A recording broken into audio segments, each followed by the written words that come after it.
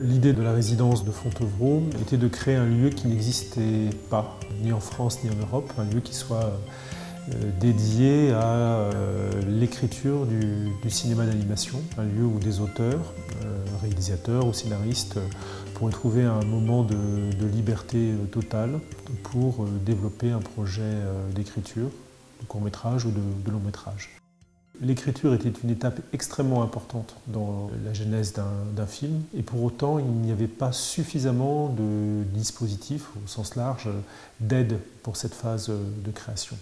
Le format de la résidence, notamment dans un monument historique comme Fontevraud qui se prête extrêmement bien au séjour des artistes, me semblait être le bon pour aider davantage l'écriture de l'animation en France. Oui, on est à l'abbaye, oui, il y a des gens ici qui travaillent, mais il y a quand même un certain isolement. Puis je ne dis pas ça dans le sens négatif, c'est vraiment positif cet isolement-là.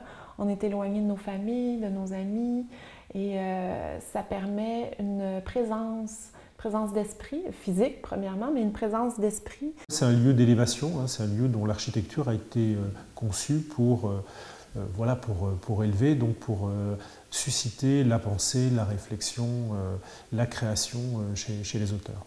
C'est vraiment précieux qu'on puisse avoir cette occasion. C'est comme une fenêtre ouverte sur le temps. Puis je crois que je crois qu'à l'abbaye de Fontevraud, ils ont vraiment compris ce qu'un artiste a besoin. C'est du temps, aussi du temps d'échange. Quand on a présenté nos travaux dans le réfectoire de l'abbaye, c'était assez agréable parce qu'on est donc à peu près 10 résidents, le réfectoire est immense et on avait chacun une table et en fait les gens allaient et venaient regarder les dessins et tout. C'était des gens qui étaient tous du domaine de l'animation, donc en fait ils savaient très bien ce que ça représentait. Ils savaient que ça représentait beaucoup de travail, ils posaient des questions qui étaient assez techniques, assez pointues. Donc en fait c'était bien parce que ça donnait des vraies conversations. Et puis, c'est des gens qui comprenaient que oui, on peut regarder un film, même si on n'a pas le son, on va quand même regarder parce que c'est de l'animation, on va regarder comment est l'animation. C'est pas comme présenter son travail à des néophytes, ce qui peut être extrêmement enrichissant aussi, mais qui vont prendre le truc un peu plus par-dessus la jambe, quoi. Quand on arrive dans une résidence comme ça nous prend un certain temps pour nous installer.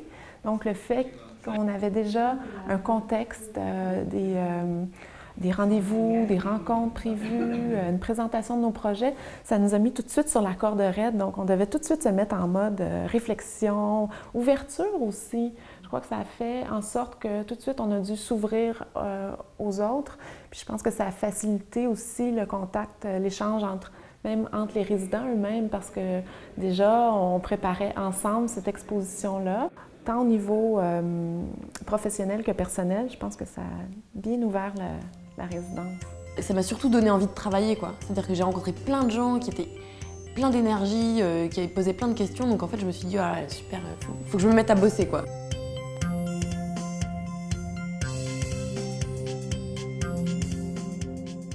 Après plusieurs années d'expérience de la résidence de Fontevraud, on s'est placé finalement dans une situation un peu d'observatoire de la pratique artistique, de la pratique créative.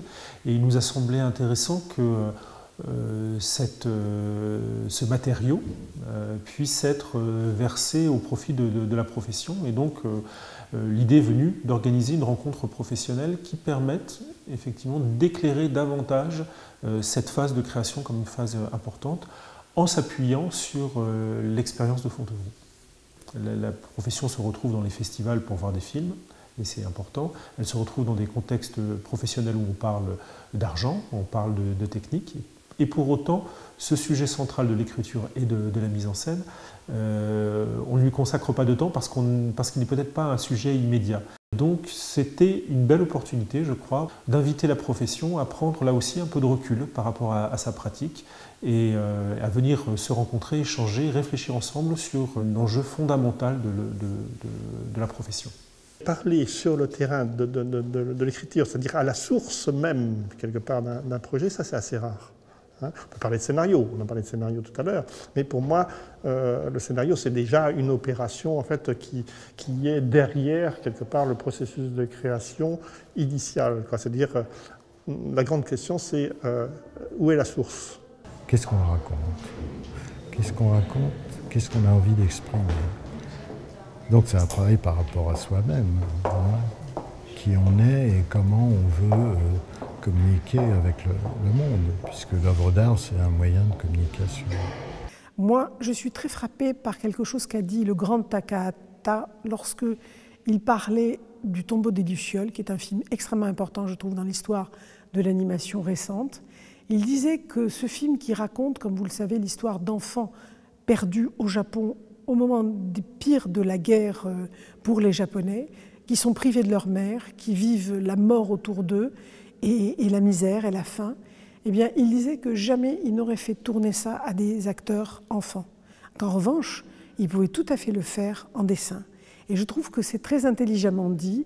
Il y a une distance qui est introduite par le dessin, qui permet parfois d'aborder des sujets très graves, très difficiles, et pas simplement la comédie, et pas simplement l'action qui permet de distraire, mais qui permet parfois, dans le cinéma d'animation, d'aller loin dans les sujets, différemment de la façon dont on le fait en prise de vue réelle.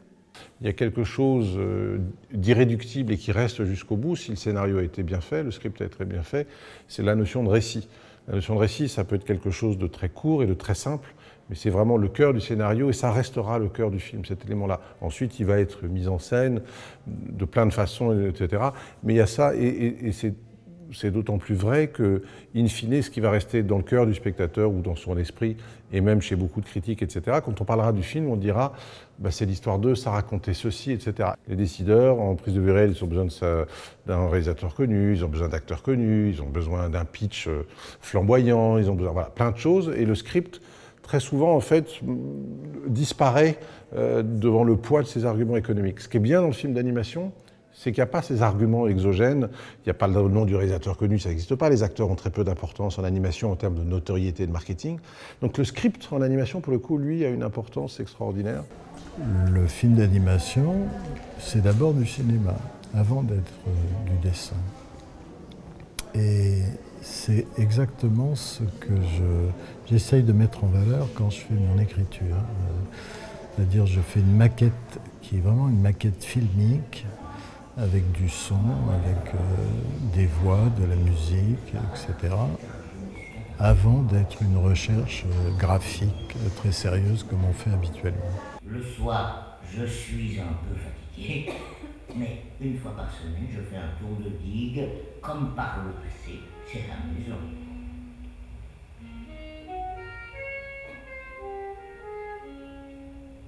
La narration, le public en a besoin.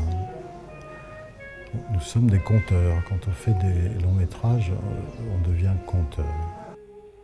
Moi, je conçois très bien que les courts métrages ne racontent pas forcément une histoire. Un court métrage peut être abstrait, peut être entièrement artistique et ne pas avoir de prolongement narratif. Il faut écrire, il faut présenter en forme de texte verbal et ensuite en forme de storyboard. Et j'ai aucun problème avec ces discussions, ils sont utiles. Mais de mon expérience, quand on fait un film, il y a beaucoup où ça sort simplement de soi. Tu réfléchis, mais tu ne veux pas trop réfléchir non plus parce que c'est pas vraiment nécessaire et même tout petit peu, ça peut même tout petit peu freiner l'élan de créativité. Quand on est créatif, on a des restreintes à tout moment. Pour donner un exemple très très banal, la forme et les dimensions de l'écran sont des restreintes. On ne peut pas créer un film pour un écran rond. Les aspects techniques sont des restreintes. La limitation du budget, donc le temps aussi qui vient avec, sont des restreintes. Donc en fait, moi je trouve que quand je crée, j'aime savoir quels sont mes paramètres, jusqu'où je peux aller, et là-dedans, je vais me sentir complètement libre.